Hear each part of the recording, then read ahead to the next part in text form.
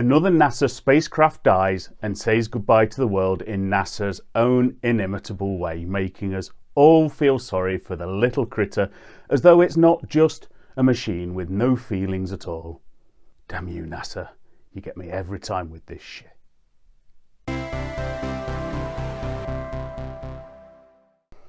So NASA's InSight lander on Mars has come to an end, not because of any mechanical failure, but because the solar panels are getting so deep in Mars dust that they just can't generate enough power to keep it going.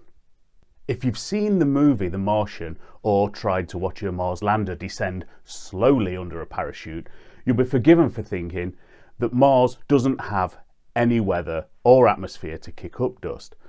But despite having only 1% as thick an atmosphere as Earth, there's still quite a lot of weather, and a lot of Mars dust does get shifted around and coats all the rovers and landers that go there.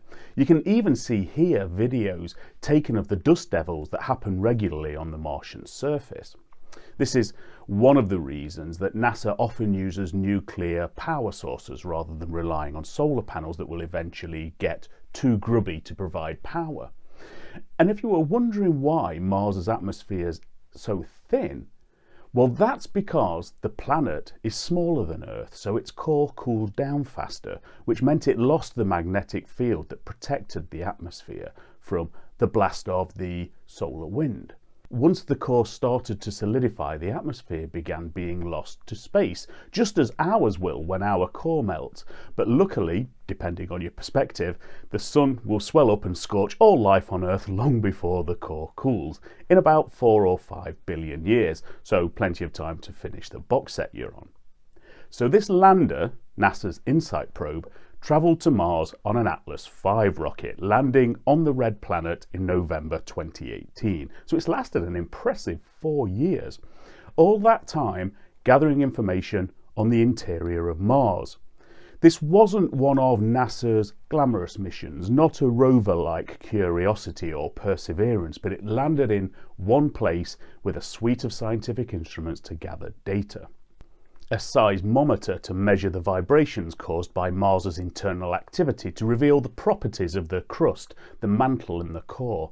A heat flow sensor called HP3 to burrow down and take Mars's temperature to reveal how much heat is flowing out of the deep interior of the planet and therefore how quickly it's cooled down. A radio science instrument to measure the wobble of Mars's north pole as the sun pushes and pulls on it in its orbit. This was to provide clues on the size and composition of Mars's metallic core.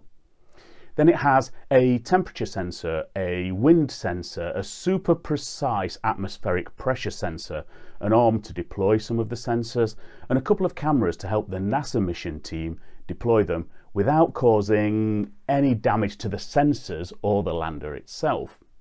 So this was a pure science mission, lacking glamour, but more than making up for that with the insights it gave us about the physical history and evolution of all the rocky planets in the solar system, Mercury, Venus, Earth and Mars, as well as the other solar system's moons, just with its investigations on Mars. So now we know that Mars has infrequent Marsquakes, not a given as Mars was thought to be geologically dead. 1,300 quakes were detected by InSight, very mild except for one magnitude 5 quake last year. It even detected a magnitude 4 quake caused by a meteorite impact.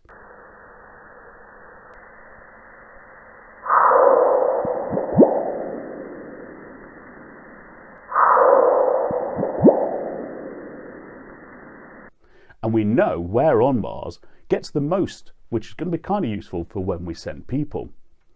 We now know for certain that Mars had a magnetic field like Earth. It lost that magnetic field 4 billion years ago when the core cooled and solidified, but there are ghosts of that magnetism in the Martian crust that InSight was able to detect, and that magnetism was 10 times greater than all the Mars orbiters had measured before, which suggests the original magnetic field was probably much stronger than we thought, something that makes more sense in light of InSight's surprising discovery that Mars had a much larger core than expected, more than half the diameter of the whole planet. That meant that the planet's crust is thinner than we all thought too, just 25 to 40 kilometers deep.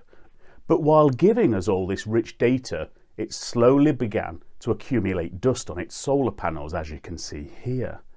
The power it could get from the sun gradually dropped, and it's also worth mentioning that Mars is 1.5 times further from the sun than Earth, but less than half as much sunlight falls on it.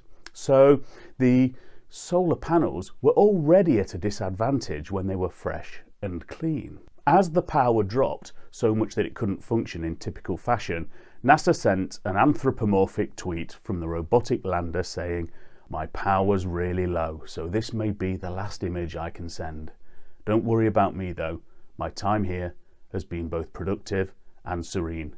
If I can keep talking to my mission team, I will, but I'll be signing off here soon. Thanks for staying with me." God damn it, NASA, you get me tearing up every time with this emotional nonsense over a machine. But true to its word, the InSight lander had sent its last image, and NASA declared it dead 2 days later on the 21st of December. But don't worry too much, it gathered incredible amounts of data that help us to understand the planet's composition, geology and evolution, and we still have 7 spacecraft orbiting Mars, 3 rovers on the surface, a life-searching rover ready to go when the European Space Agency can find a landing system that doesn't involve Russia, and we have 3 more Mars rovers in concept stage. But go and check out these videos on human exploration of Mars to find out why it's so damn difficult to send people there.